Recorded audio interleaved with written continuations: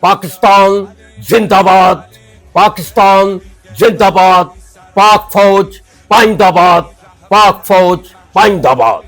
نحمدہ ونصلی علی رسولہ الکریم، اما بعد فاعوذ باللہ من الشیطان الرجیم، بسم اللہ الرحمن الرحیم۔ کروڑوں درود و سلام اس ہستی بابرکات کے نام جو وجہ تحلیق کائنات ہے، کروڑوں درود و سلام اہل بیت کے نام جو وجہ بقائے دین کائنات ہیں۔ معراج القرآن میں اصغر بیگ ایڈوکیٹ کی طرف سے آپ سب کو خوش آمدید۔ آج کا عنوان ہے ٹرمپ، نیتن یاہو، گٹھ جوڑ اور پاکستان کی ایٹمی تنصیبات۔ قرآن پاک کی سورہ المائدہ کی آیت نمبر 51 میں ارشاد باری تعالیٰ ہے، یا ایھا الذین آمنوا لا تتخذوا اليہود والنصارى اولیاء بعضهم اولیاء بعض ویتولہم منکم فإنہ منہم ان اللہ لا یہدی القوم الظالمین۔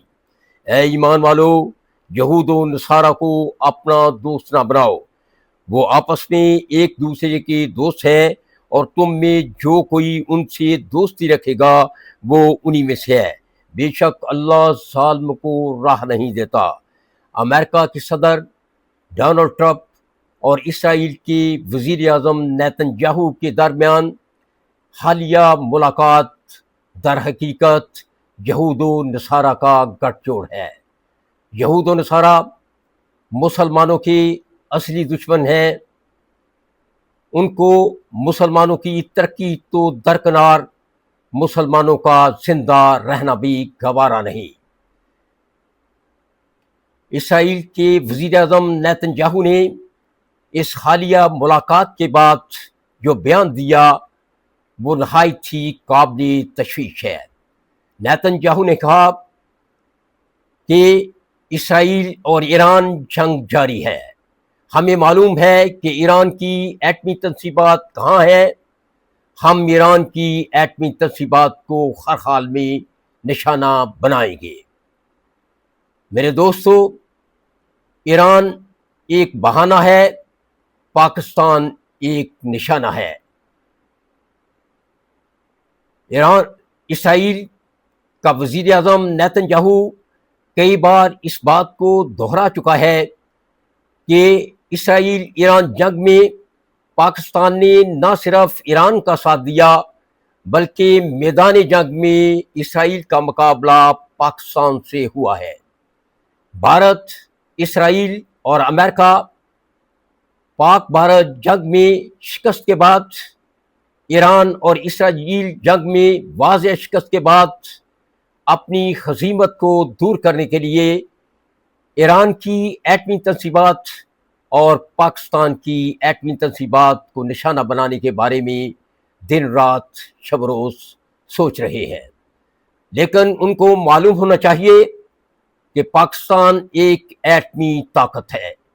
پاکستان کی مسلح افواج دنیا کی سب سے بہترین، اعلیٰ اور برتر افواج ہیں۔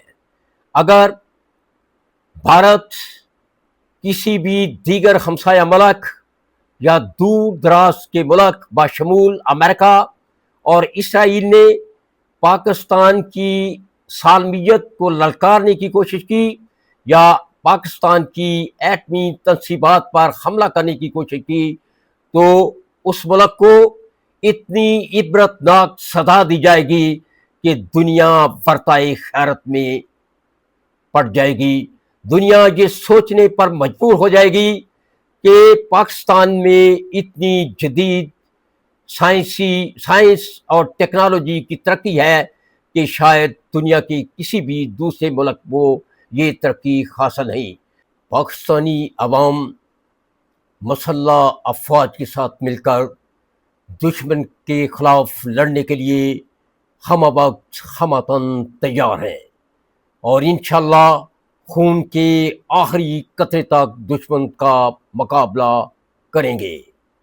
پاکستان واحد ریاست ہے جو ریاست مدینہ کے بعد نظریاتی طور پر قائم ہوئی ہے۔ پاکستان اللہ اور اس کے رسول کے نام پر قائم ہوا ہے۔ پاکستان قائم رہنے کے لیے بنا ہے۔ پاکستان ہمیشہ قائم رہے گا۔ پاکستان کی طرف جو بھی میلی نظر سے دیکھے گا، نہ صرف اس کی آنکھیں نکال دی جائیں گی بلکہ اسے صفحہ خستی سے مٹا دیا جائے گا۔ پاکستانی افواج ہر وقت پاکستان کا تحفظ کرنے کے لیے تیار ہیں۔ پاکستان ایٹمی طاقت ہے، پاکستان کی طرف کوئی دیکھنے کی جرت نہ کرے۔ پاکستان زندہ باد، پاکستان زندہ باد، پاک فوج پائندہ باد، پاک فوج پائندہ باد۔